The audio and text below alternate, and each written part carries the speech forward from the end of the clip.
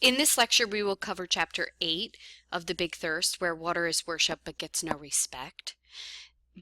Fishman includes this chapter because it really highlights the intricacies involved in giving people access to water or providing people with access to water, and that it's not just as easy as, having the pipes, etc., that there's a lot of other issues involved with people and receiving access to water, and a lot of that has to do with the cultures of the countries, etc., religions, how women are viewed. There are lots of problems involved, and in some of the other readings in this chapter we'll discuss these same sort of issues in terms of gender inequality, access to water, etc.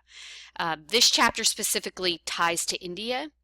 And I think it's a very good chapter to show you how complicated the issue is in terms of water governance throughout the world. Is that it's not as easy as it seems on paper. India is a really interesting example of this because it is the second most populous country in the world. It has the world's largest growing economy, but yet it is still ranked 140th in terms of gross domestic product. And while India is part of the UN, one of the major factors in holding it back from being in one of the greater forces or moving to a developed country is the fact that it is dealing with two major issues. Number one, water infrastructure. Number two, human rights violations, especially towards women. So until India solve some of these issues, they can't become a major player.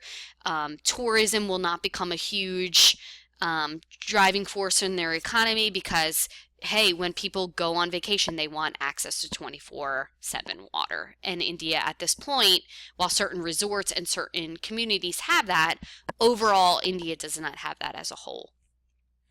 So Fishman explores how cultural and religious beliefs play an enormous role in our views and our connection with water in this chapter.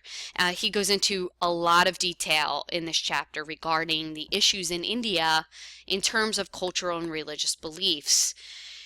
And India is a wonderful example of how governance must include and address cultural and religious beliefs, or we will not overcome or succeed at the implementation of access to clean water. So page 233 really highlights this issue in terms of India, and so I want to read a couple excerpts from the text in terms of this. We're on page 223, and if you're about a little bit down in that first paragraph, it starts with "at the same time." At the same time, India is allowing its water system to become not just an inconvenience or an embarrassment, but a crippling impediment to its own future. And I'm just going to skip down a little bit more to where water is crippling economic development in India. Absolutely, says Sunny. It's crippling human development. It's actually impacting on people's survival, and it's that bad. And I'm just going to kind of skip in a couple of these statements throughout the rest of this page here.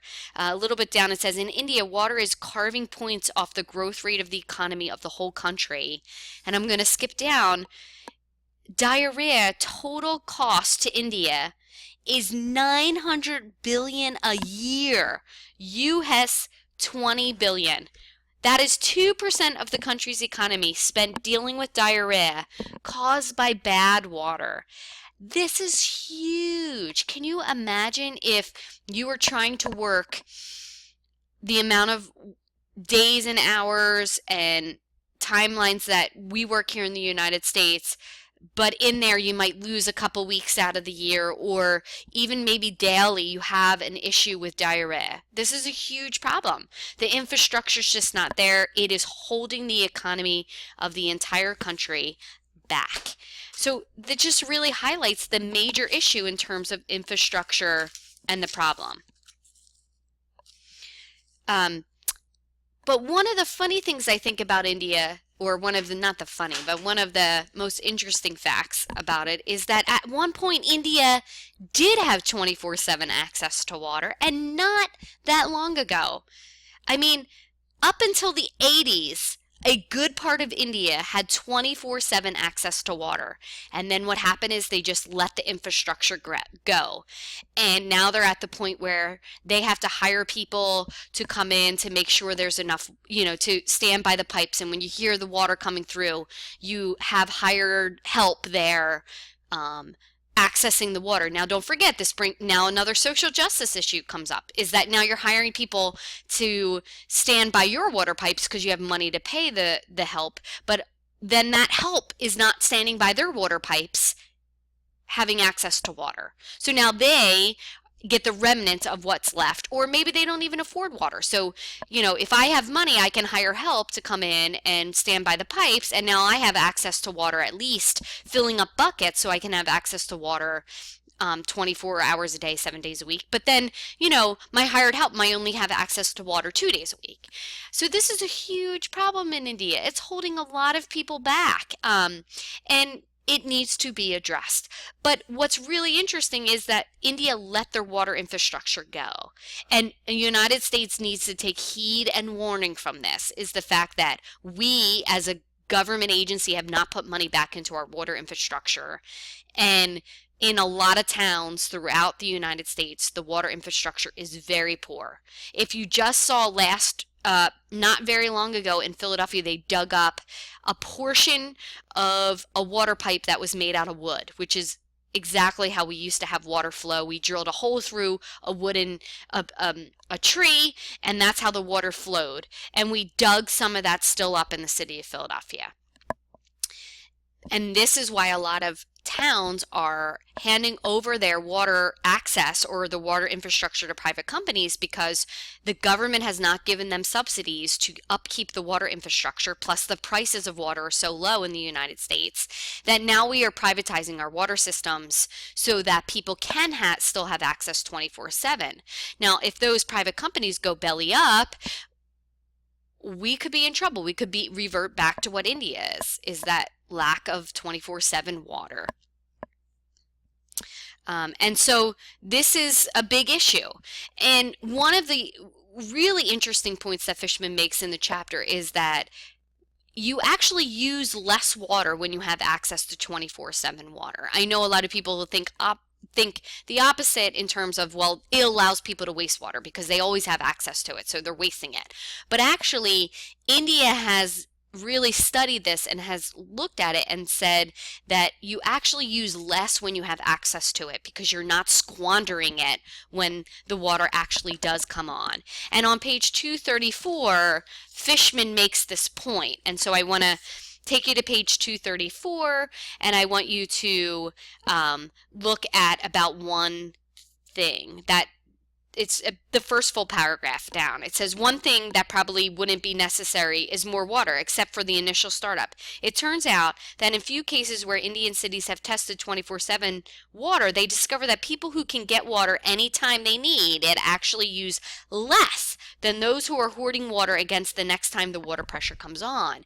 So having access to 24/7 water is actually a benefit to the management of water.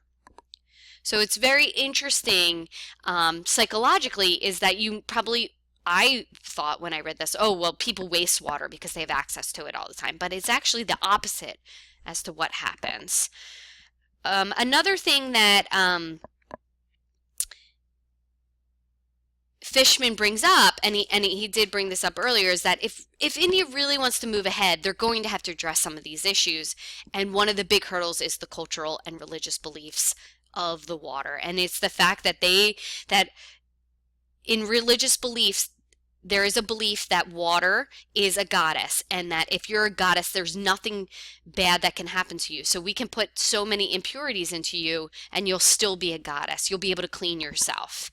And that is one of the big issues with the river systems in India, is that everyone thinks, well, I can dump everything I want into the river systems because, hey, listen, it's a goddess. She'll be able to clean herself. And that's not really the case. So this is going to be a huge hurdle for India to overcome, is the fact that, number one, the religion is tied to the water source. Number two is that there's a lot of other cultural beliefs tied to water, which is the fact that, number one, women are the ones who need to access the water. And without women in the education, most of them stop school at a certain age because once they hit puberty and they are menstruating, they don't want to go to school anymore because there's no water. They drop out of school, so they have lack of education. And there is a direct line between women in the economy and becoming a developed country. So the less you keep women in the economy and the more you keep women uneducated, the less your country will move forward. And especially with this much population in a country, you need everyone in the economy. And if everyone is not a working force in the economy, your economy is going to keep being held back from growing. And this is where India is right now.